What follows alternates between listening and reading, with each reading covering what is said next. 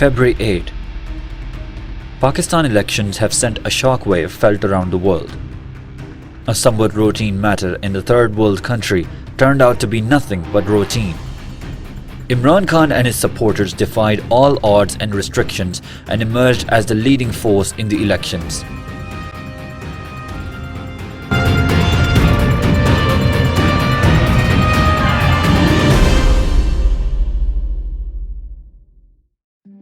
Before we go further, a little perspective.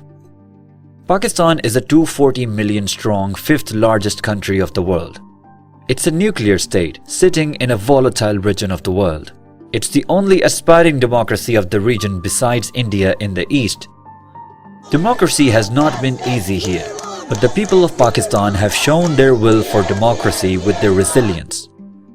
Pakistan also has influential diaspora concentrated in US and UK besides Middle East. They have been instrumental in raising human rights issues in Pakistan with lawmakers. So when people used the power of vote to defy the military establishment, it made global headlines. Ever since Imran Khan was removed from power, he and his party has been target of repression by the military establishment. Every possible hurdle was erected to disrupt Imran Khan's return to power.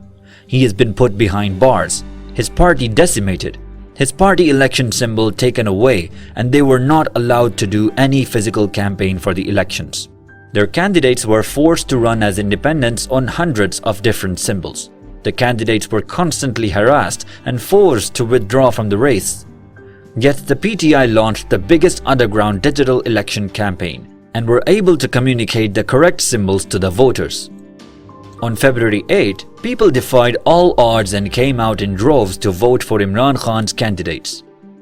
Earlier results showed them leading with over 155 seats in the House of 266.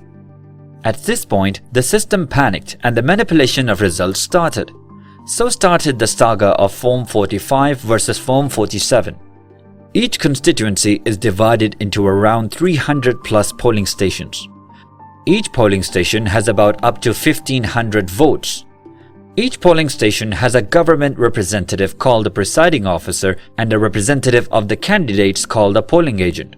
At the end of voting, votes are counted in front of the polling agents and tabulated in a form called Form 45.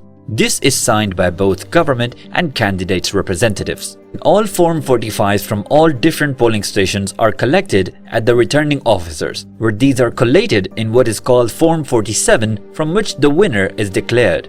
But here's where things got murky. Candidates themselves too calculate the tally based on their copies of Form 45, which are also released to media who start announcing the results. This media reporting showed Imran Khan candidates leading with 155 seats.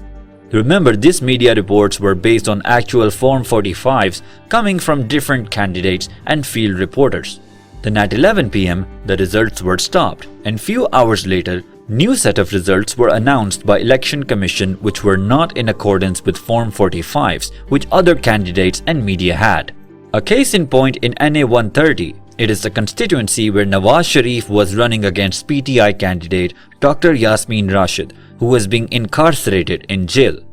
According to authentic Form 45 of NA 130, we have Dr. Yasmin at 1,01,933 and Nawaz Sharif at 80,895, with Dr. Yasmin Rashid clearly leading with 21,000 votes. But official Form 47 has alternative results, with Nawaz Sharif winning the election by 74,000.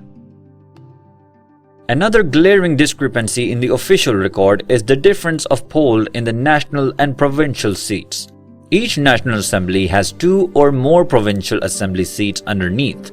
Voters cast their votes for both seats at the same time, so total number of seats polled for National Assembly seat and attached provincial assembly seats should be the same. But in the same Nawaz Sharif case, total vote cast for the National Assembly is 3,19,043, but the total vote cast for the provincial seats is 2,31,346. PTI collected Form 45 from 90 such constituencies which show their candidate winning the seat, whereas ECP issued Form 47 telling a different story.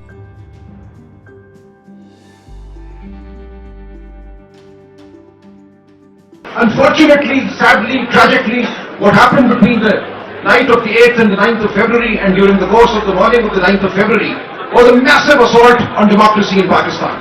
Fictitious Forms 47 were created, which had nothing to do with the underlying vote that had been cast on the 8th of February.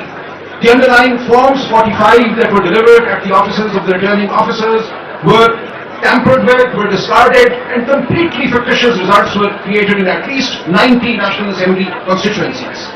Now this raises a very serious and troubling question for democracy going forward. What is the point in holding an election if you're going to create a result out of thin air? Why should people come and vote at all on polling day if the result is going to have nothing to do with how they voted?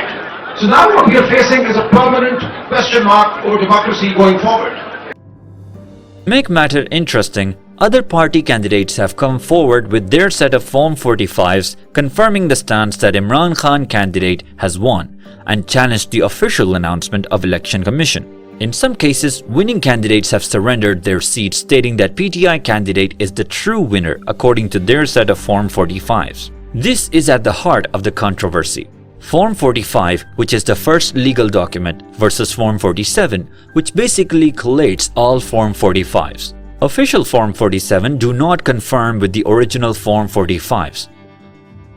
All major international news outlets have raised questions on the legitimacy of the election process. Several videos have surfaced of police and army officers disrupting the counting process and pushing the candidate representatives out of the counting room. Several US lawmakers have raised their concerns over elections of Pakistan, where people have raised their voice through a vote against the military establishment despite the extreme repression. People of Pakistan are wondering if the global champions of democracy will support their right for democracy, or yet again side with the forces that are subverting the very essence of democracy in Pakistan. Will the international community support the voice of the people or military generals in Pakistan?